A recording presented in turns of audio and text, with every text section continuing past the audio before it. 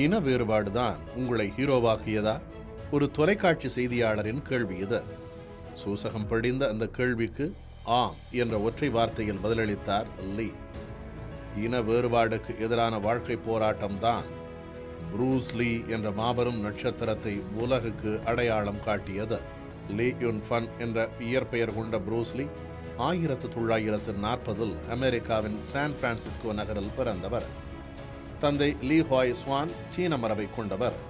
தாய் புரூஸ் ஐரோப்பிய வம்சாவளி பெண். இந்த இனக்கலப்பு பின்னணிதான் புரூஸ் லீயை கேலி கிண்டலுக்கு ஆளாக்கியது. அவரை வன்தர்க்கம் செய்யும் மூர்க்கனாகவும் மாற்றியது. திரை பின்னணியை கொண்ட லீ ஹாய் ஸ்வான் தனது மகனை சீன நடிகனாக்க விரும்பினார். இதனால் குடும்பத்தினர் லீயின் சிறு வயதிலேயே ஹாங்காங் அழைத்துச் சென்றனர். 6 வயதிலேயே ஹாங்காங் திரைப்படங்களில் குழந்தை நட்சத்திரமாக அறிமுகமானார் புரூஸ் லீ. 2ஆம் உலகப் போர் காலகட்டத்தில் ஹாங்காங்கில் வன்முறைகள் வெடித்து அசாதாரண சூழல் நிலவியது.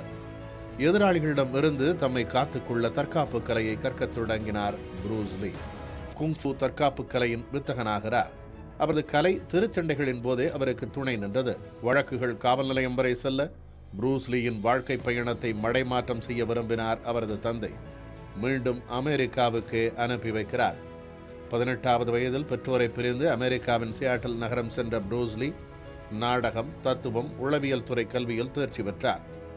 கல்வி கற்கும் காலகட்டத்தில் ஆங்கிலேயரான லிண்டா எமேரியுடன் காதல் வயப்பட்டு பின்னர் அவரை கல்யாணம் செய்கிறார். தாய் தந்தையரைப் போல புரூஸ் லீயும் இனக்கலப்பு திருமணம் செய்ய இங்கேயும் சில எதிர்ப்புகளை சந்திக்கிறார். எந்த இன பிரச்சனை தனக்கு தொல்லை கொடுக்கிறதோ அந்த இன வேறுபாட்டை கடந்து சூப்பர் ஹீரோவாக வேண்டும் என முடிவு செய்கிறார். 1964 சர்வதேச கராத்தே சாம்பியன்ஷிப் போட்டியில் சாம்பியன் ஆனது திருப்பு முனையாக அமைந்தது. 1964 அமெரிக்க தொலைக்காட்சி தொடர் ஒன்றில் கேட்டோ என்ற கதாபாத்திரத்தில் நடிக்கிறார் லீ. அது ஹாங்காங் வரை பிரபலமாகிறது. ஆனாலும் ஹாலிவுட்டிலிருந்து பெரிய அழைப்பு ஒன்றும் வரவில்லை. மீண்டும் ஹாங்காங் செல்கிறார். அவரது படங்கள் ஹிட்டாக தி பிக் பாஸ் ஹாலிவுட்டின் நேரடி திரைப்படமானது. குங்ஃபு கலையின் நாயகனான புரூஸ் லீக்கு மிகவும் பிடித்த விளையாட்டு குத்துச்சண்டை. பிடித்த வீரர் முகமது அலி. 1973ஆம் ஆண்டு என்டர் தி டிராகன் என்ற திரைப்படத்தின் படத்தொகுப்பின் போது மயங்கி விழுந்தார் புரூஸ் லீ. அவருக்கு மூளையில் பாதிப்பு இருப்பது தெரிய வந்தது. அதன் பின்னர் அடிக்கடி கடுமையான தலைவலி அவருக்கு வந்தது.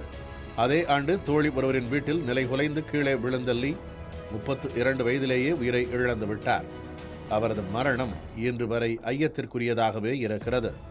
இருக்கட்டும், பாரம்பரிய தற்காப்பு கலையை சீனர்கள் அல்லாதவர்களிடம் கொண்டு சென்றது, அதே தற்காப்பு கலையின் பழைய உத்திகளை ஒதுக்கிவிட்டு ஐரோப்பிய கூறுகளை அதில் சேர்த்தது, தெளிவான அரசியல் பார்வை, கலாச்சார பரிமாற்றம், இன வேறுபாட்டுக்கு எதிராக போராட்டம், தத்துவ ஆசானாக பரிமளித்தது என்ற புரூஸ் லீயின் பன்முக வாழ்க்கை ஒரு தனி யுகமே.